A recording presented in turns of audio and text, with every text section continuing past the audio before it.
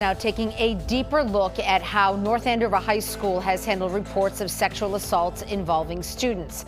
A policy review in the wake of allegations from two teenage girls found that school administrators went much too far by having those victims sign a safety plan that restricted their movements and threatened them, the victims, with punishment. These teenagers talked with 5 Investigates' Kathy Curran as she spent months looking into their cases. He did take away a sense of safety. Like, I always have a constant fear. A North Andover teen, emotionally scarred to this day after living through the trauma of a sexual assault at the hands of a high school classmate and then being silenced by her school.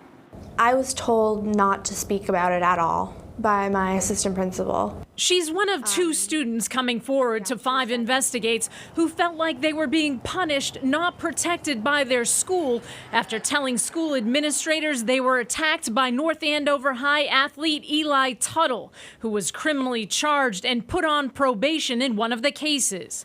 Safety plans were put in place after the school found no Title IX violations.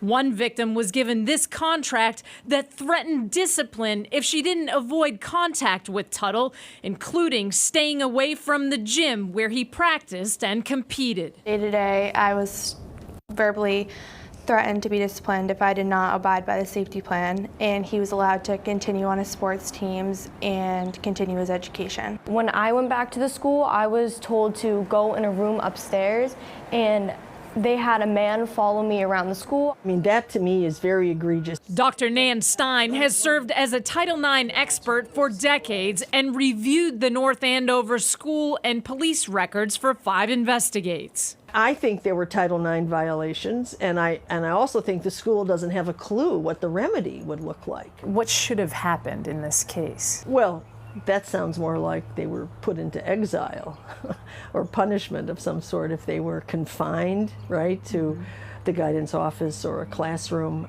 They made us feel like we did something wrong. 5 Investigates requested the number of Title IX investigations and outcomes in North Andover schools during the past 3 years. Here's their response. 53 pages of redactions. Even the dates were blacked out. A sharp contrast from Superintendent Greg Gilligan's belief in transparency touted in this email. While the outcomes of the school's investigations are still in the dark, these survivors and a new criminal charge against Eli Tuttle are shining a light on the missteps in these cases. Now 18, Tuttle is accused of violently raping a New Hampshire teen he was on a date with, all while on probation in one of the North Andover cases where he was charged with indecent assault and battery. Students have walked out in protest. Parents are outraged. The school failed. They had one job, and that was to make sure it didn't happen again. We've discovered right now the Federal Office of Civil Rights, which oversees Title IX complaints, is looking into the way 9 other Massachusetts school districts have handled investigations involving sexual violence or sexual harassment in recent years. Attorney Wendy Murphy is working with some of the North Andover victims. You can punish, restrain, put all kinds of conditions on the behavior of offenders. You cannot do that to a victim. The Tuttle family says their son stands accused of crimes he didn't commit.